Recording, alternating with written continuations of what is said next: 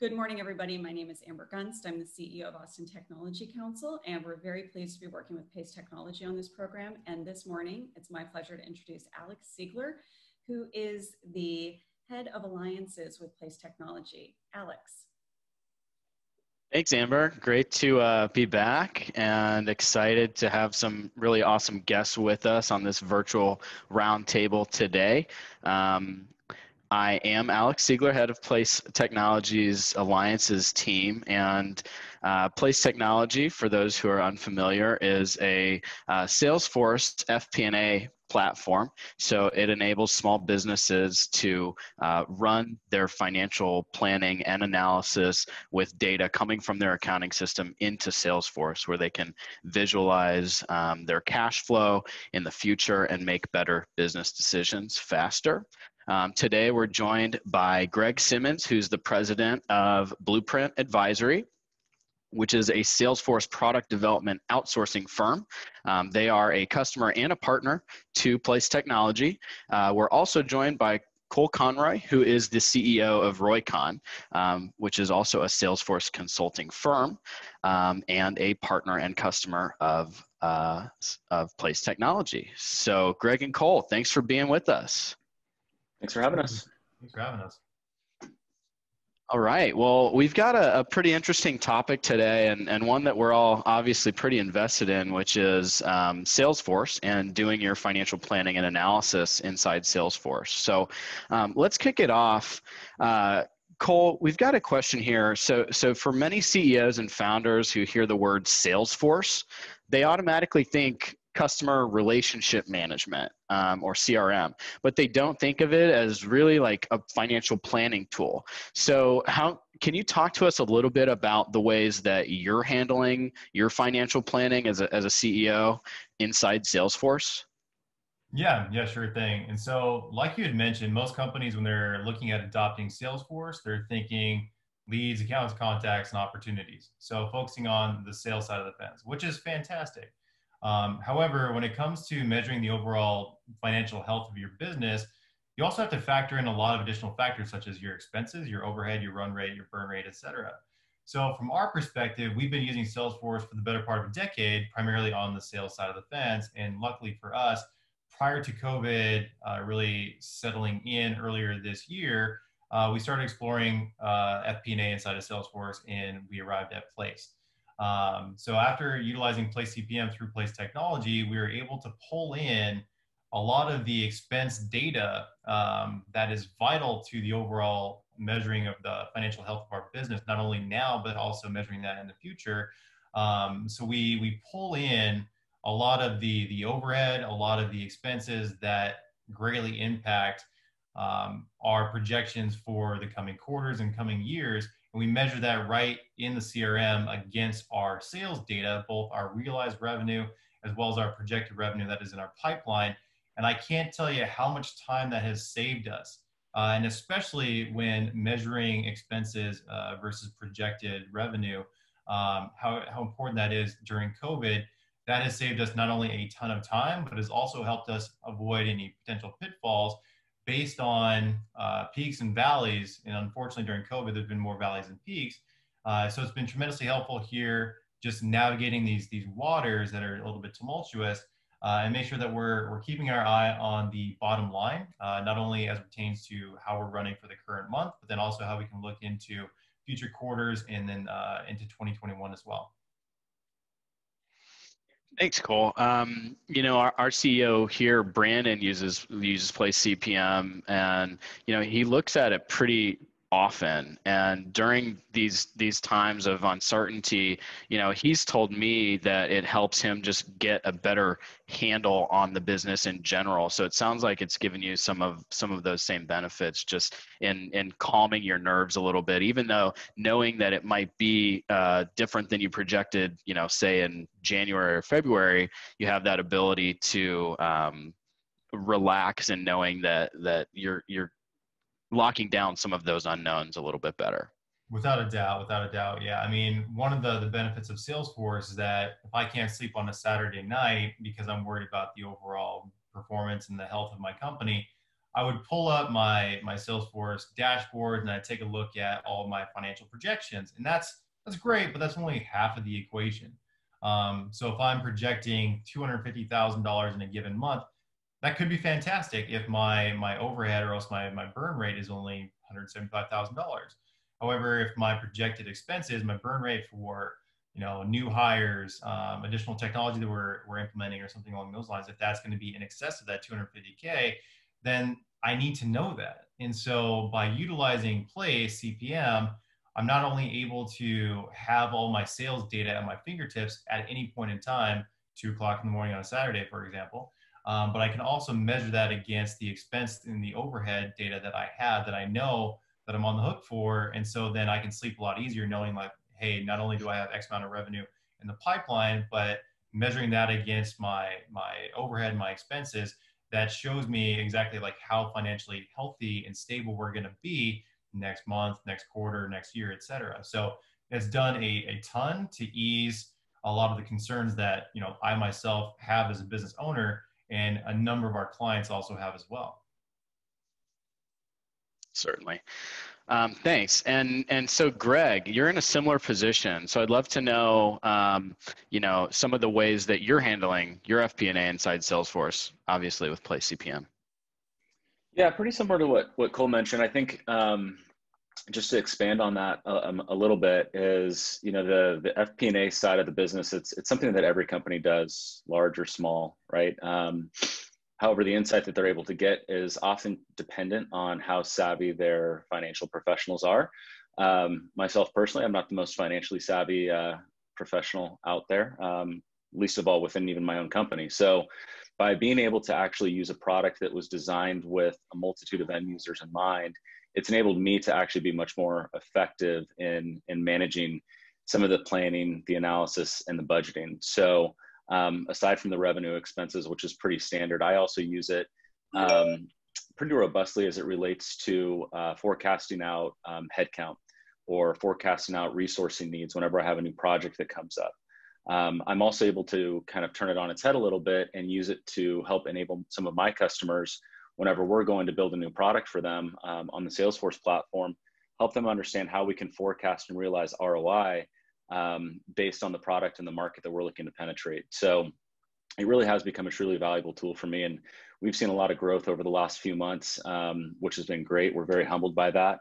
And to be honest, being able to forecast out cash flow and how that's going to impact my ability to make payroll or hire a new employee, whatever the case may be, it truly has been valuable. So it's nice to have that all in one place. Absolutely. And as a kind of follow-up to that one, we'll ask Cole first. How were you managing your FP&A before you got it into Salesforce with PlaceCPM? It's also a great question. And so, it was a challenge, right? And so what you have is you have siloed data. So I had siloed data from a sales perspective in Salesforce. I had other data living in a variety of different sources. And so I would constantly have to go through this exercise of exporting sales information into Excel. Then I'd have to export information from my accounting platform, such as Xero or else QuickBooks, like whatever it ended up being. And then also pulling from other sources here as well, like Gusto, et cetera. And then I would have to then put them into pivot tables and then do some comparing and contrasting. And so that exercise would take hours, if not days, for us to go through and like really get a solid understanding of how things were looking and how we can kind of project and forecast into coming months and quarters. And then obviously like that would change. That changed on a daily basis based on what we see in our pipe, based on decisions from our clients and from our customers, et cetera. So an exercise that would take hours could be extrapolated into days, and I was having to repeat that on multiple occurrences and multiple occasions. So really, when it came down to evaluating a tool, when we were looking at PlaceCPM, not only was it going to be beneficial to have all the information in one place, but that was going to provide a tremendous time savings for me by not having to run through all of those exercises to get data into a centralized location and make evaluations around that. I could basically just open up a tab and see all that information right at my disposal so I can make a decision within minutes compared to something that would take days and weeks in the past. Yeah, it sounds like it's been a huge time savings breaking down those barriers in general and not having to worry about imports and exports and messing with formulas. Has it been a similar experience for you, Greg, before implementing Place? Yeah, definitely. And I think the one thing that I would add there is so many customers today lean on Excel, right? Excel is such a robust, ubiquitous tool that's used by probably most companies out there, right? And while it does serve a purpose for some of these smaller companies, and even some larger companies use Excel, and I've even worked with customers that use Access databases for this, which I think is just a testament to the tools that are available. But with Excel, and I think Cole can probably appreciate this, is you spend so much time not only going through and doing the projections and the modeling, but you get anxiety thinking of like, well, what if one of my formulas gets messed up? Because you have these crazy downstream impacts where if one cell is off or one macro is enabled or disabled or one pivot table isn't working, like that actually has material impacts to your business and ability to make decisions. And so it's not a good feeling. So it's nice to know that I don't have to work in a giant Excel spreadsheet anymore to manage that type of insight, which is just fundamental to my ability to run the business. It's nice that I've got a little bit more consistency now. Yeah, that makes sense. I mean, Excel is super powerful and people love it, especially the most analytical people. But when you have to worry about broken formulas, it can be pretty frustrating, I'm sure, especially when you have a huge spreadsheet. Definitely. So let's dig into really the subject of this webinar, which is the case for FP&A inside Salesforce. Greg, what do you see as some of the most compelling reasons to run your P&L forecasts and your cash projections inside Salesforce? It kind of seems to a lot of people to be counterintuitive. Yeah, it definitely can be. And I think a big reason for that is FP&A, as you kind of mentioned earlier, right? Most people think of Salesforce as a sales tool, and salespeople, least of all, are inclined to do anything financially or accounting related. That's not really in their DNA. But one thing that Salesforce does do very well, and I think another thing that a lot of people equate with Salesforce is the notion of their customer 360 view. And I think that holds a lot of water with customers, and the benefit of Salesforce as a platform being able to actually see truly the full relationship. The relationship out of the box with Salesforce, though, as we're talking about here, it really doesn't include that financial aspect. And I don't know how you can truly get a 360-degree view unless you're in finance without having that financial insight. And to that end, when you start to bring in your FP&A data inside of the tool that you're using to run your business, it not only enables your finance team to be able to manage and create relationships with those different accounts and opportunities and lead analysis and forecasting, but it also starts to enable some of your non-financial users to be able to understand what the impacts of their business are based on, if you're a sales manager, for example, how successful, what your commissions might be, what your bonus might be, depending on how you do compared to your quota for a given period of time. I've seen marketing managers use it to understand the ROI on their lead gen functionality, right? And so what happens is when you bring this FP&A data into a tool that's used by non-financial users, it really just opens up so much more doors for your whole team to take ownership over the overall success of your company. And it reduces a lot of the bottleneck, which is typically done, in the back rooms of a financial manager or controller's office. Just looking at 3-4 different monitors, as you mentioned, with a huge Excel spreadsheet in front of them, and the data kind of lives and dies with them. So the more insight that you get and the relationships that you can create inside of the Salesforce, I think the more effective you can be in just being strategic about your business.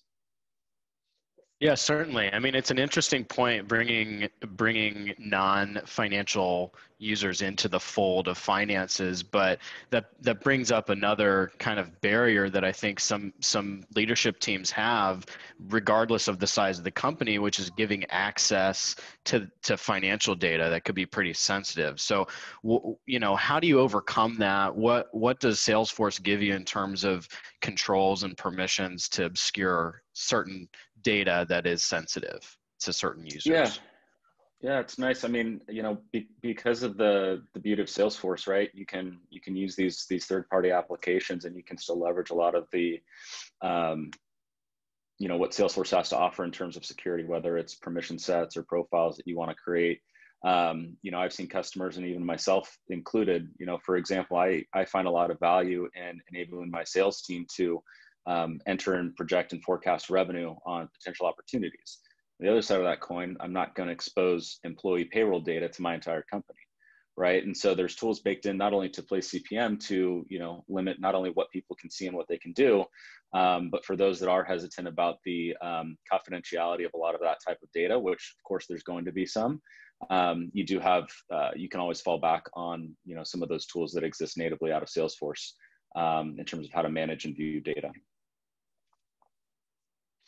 Certainly. And so how about you, Cole? I know that Greg touched on a lot of the benefits of Salesforce in general and doing your finances, but from your perspective, where's the power lie in Salesforce? Sure. That's a great question. I mean, so Greg kind of hit the nail on the head with the customer 360 view. A lot of people, when they're evaluating Salesforce, they're thinking of it as just a sales tool. Or if they're looking at Service Cloud, they're thinking it's going to be just like a ticket management tool. But really, at the end of the day, it's a platform. And the buzzword that you hear, like the phrase that we typically try and drive home, is single source of truth. And really, like the power is like as businesses grow, one of the main things that you see, and one of the main things that we see here with a lot of our clients, is having disparate systems. One business unit will adopt one piece of technology for a specific need. Another business unit will adopt another piece of technology there too. And then before you know it, 2 or 3 years pass, and you have 15 different systems, and you have information spread across all 15 of those different platforms. So when it comes to Salesforce, the main thing we try and adhere to is like that true single source of truth. And the benefits that we get with that is not having to jump between multiple platforms, multiple systems. You have one unified location to run all of your reporting, to get really an in-depth overview of how your business is functioning. And so from a forecasting standpoint, that is absolutely paramount, especially as you continue to grow, because you want to basically have like that one focal point to be able to make all of your decisions from, and then be nimble in the analytics that you can generate to be able to respond to changes in the market, respond to changes from a macroeconomic standpoint. So the more that we can do in terms of leveraging Salesforce as like the platform where all of our data is residing, whether it's from multiple systems being imported in, or also whether it's utilizing something like a PlaceCPM that sits on top of Salesforce, it just empowers business leaders to be able to respond to changes, to be able to provide guidance within their company here as needed, and just make sure that they're ready to respond to changes that they either have control over, or else maybe that they don't. Yeah, that's a great point. So Greg, this one's for you. Traditionally, founders and CEOs have seen both FP&A tools and Salesforce as too expensive for them at such an early stage or a small size. For both of you, your companies could be considered small, right, from a headcount perspective, under 50 employees. So how do you financially justify an investment in both Salesforce and an FP&A tool? Yeah, well, I mean, at the end of the day, we're already going to be investing in technology that manage each of those applications, right? It's next to impossible to manage your business if you want to continue to grow it with tools that are just offered like Excel or PowerPoint, Google Sheets, right? Those are great ancillary type tools, but really, if you're a business that's serious about growing and scaling and generating revenue, then you're going to be making an investment in your technology, right? And it's just that, it's an investment. And I think that's what it comes down to for me, is that there's the cost of the products, but then there's also the time that you can save. And with a platform like Salesforce, which truly is a platform, they have the saying of 1 + 1 = 3, where you have the ability to invest in a platform that gives you expanded functionality and efficiencies because of additional tools that exist out in the marketplace, like PlaceCPM, that can then expand the functionality of that platform. And so for me, at least, and I went through this actual exercise, as it sounds like Cole did as well, business owners and department heads, they're constantly being solicited for, hey, come and buy this tool. Hey, we can solve this problem for you. And so when I was going down the same path as Cole was and starting to kind of figure out what FP&A type options were out there, most of them were geared towards the enterprise. And I think to the point that you made in your question is that there is a perception that a lot of these tools, especially in the FP&A space, are geared more for those $100 million plus types of organizations. And so even in kind of talking to some of these companies, you know, the out of the box kind of like your minimum ante to use those products is pushing 6 figures a year. And for something that literally every company does, as I mentioned earlier, of FP&A, it's just too big of a pill to swallow. And so by being able to invest in a product like Place, and then also within Salesforce, you not only get to save, you know, the money from not being able to have to go with one of those large enterprise grade tools, you get the enterprise grade functionality, you get it at a fraction of a cost, and then you also get to benefit from the time savings, right? So as any business owner, even department head knows, like every month you have to close the books, you have to reconcile, and then you have to forecast again for the next period of time. And if you're not investing in tools that make that process easier or more accurate, then the amount of money that you spend on the product is pretty much irrelevant, because you're going to be losing time to do more valuable business revenue generating activities in support of growing your business. So from that standpoint, you know, I think that there's a lot to be said in leveraging the platform. It's not the most, you know, it's not the cheapest product out there. I don't think that's a surprise. It's definitely not the most expensive one that's out there. But at the end of the day, it also conforms and allows you to take ownership over your business, which I think is what a lot of people are really looking for. Yeah, definitely. It's that balance between going out and doing those revenue generating activities or doing things that support that. And you'd rather be out there generating revenue. Definitely. Cole, what's your response to that? Yeah. One of the main things that we typically bring up is saving money can be expensive in the long run. So Salesforce is not a cheap platform here by any means whatsoever, but there's a reason why it's more expensive than a lot of the other tools that you can see, especially smaller companies that are just starting out. So if you're looking at something like a starter CRM like a Zoho or a Sugar, sure, you're going to save money. But at some point in time, you're going to reach a choke point and you're not going to be able to get the data out of the system. You're not going to be able to run the reports you're needing to do, et cetera, et cetera. So what we would typically look at is how expensive is it going to be to not adopt something like this, right? And so when it comes to Salesforce, when it comes to PlaceCPM, you know, by no means are they going to be breaking the bank to like the extent that we had talked about, you know, hundreds of thousands of dollars, but they can be a little bit more on the expensive side for like the smaller companies. But in terms of like the value that you get for the money that you're spending, like Greg had mentioned, like you're going to be spending money no matter what on these types of tools. And if you're not, then you have other concerns here just above and beyond just normal day-to-day. But when it comes to adopting something along the lines of Salesforce plus PlaceCPM, it really comes down to what are like the long-term values you're going to get and what sort of insights are you going to be able to glean from having like that unified system that you otherwise would not be able to do. That could very well make or break a smaller company that's in startup mode by being able to understand exactly like how they're projecting their cash flows. Because if you do a bad job or a poor job of mismanaging that, it could really mean like the financial health of your company and like the overall survivability of your company as well. I really like what you mentioned is like looking at something from the perspective of if you don't have it, what's the cost of not having this thing? And so maybe we can coin a new term, total cost of non-ownership. Yeah.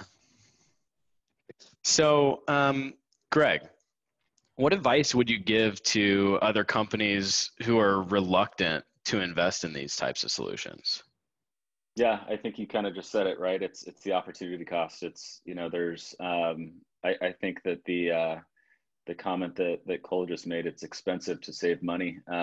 It's kind of a profound comment, but, you know, my advice would be this, right? Is, you know, as you think about your business and what's important, you know, understanding how, you know, accurate you're able to forecast and project is going to be important. Understanding cash flow is incredibly important for any company. And I think that I would encourage those users that are on the fence, you know, first of all, just have a conversation, take a look at the product, see what it can do. Chances are it can do much, much more than just what you'd expect in a typical FP&A tool. Like I mentioned before, it's for me, I actually run my entire business on PlaceCPM. And I think that for me, those individuals that are reluctant, right? Think about where you're spending money today. Think about how much time you're spending to perform the actions that are output from those technologies that you're using today. And think about what you could do with extra time each month as it relates to running your business. The second thing as well is think about, what you could do in terms of the morale and culture of your employees and your companies, and giving them the ownership and the insight into the management of their business, right? Exposing that financial data to a marketing manager, or exposing financial and forecasting data to an HR or a benefits manager when they want to think about new benefits or hiring plans or packages. Think about what type of impact that would have on your business to be able to empower some of those key individuals and stakeholders.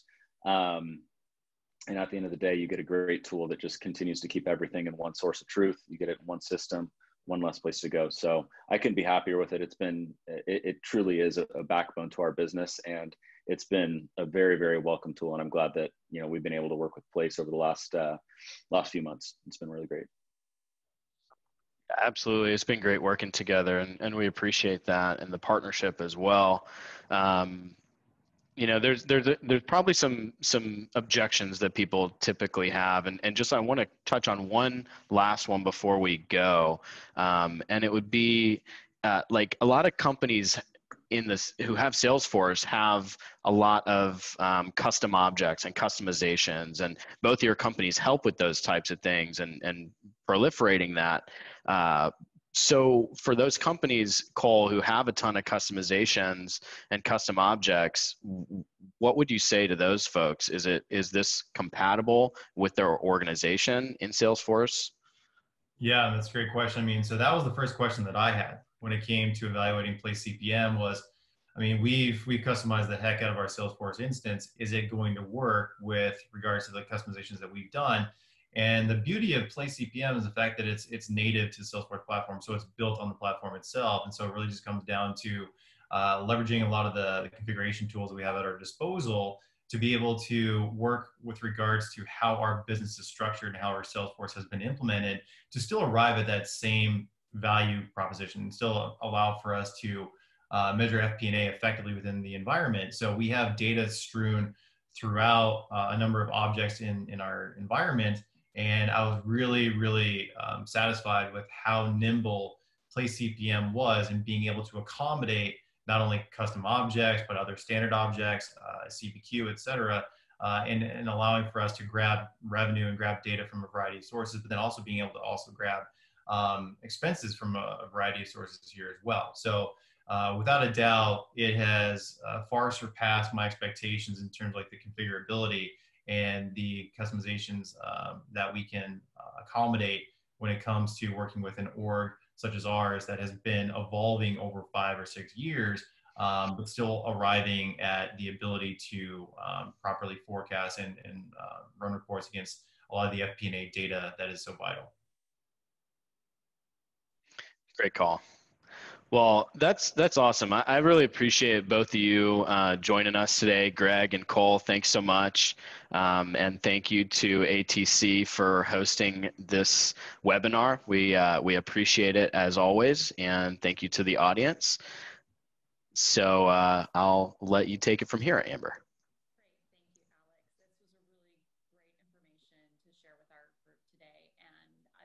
I definitely found several takeaways for it, especially with how expensive it can be if you don't have something in place before you actually get your business up and running. I also want to take just a brief moment. Everybody knows what today is. It's the 19th anniversary of the 9/11. And so I want to make sure that you all take some time today to reflect and to reach out to your loved ones and to share happy, fond memories for those who were lost on that day. So our thoughts are with all of the victims, their families, and the children that came after 9/11 who never had the opportunity to meet their dads. So we want to wish all of those folks well today and hope you all find some time to find some peaceful reflection on the anniversary. And we look forward to seeing you all very soon and hopefully not too far in the distant future in person. Thank you so much. You have a wonderful day.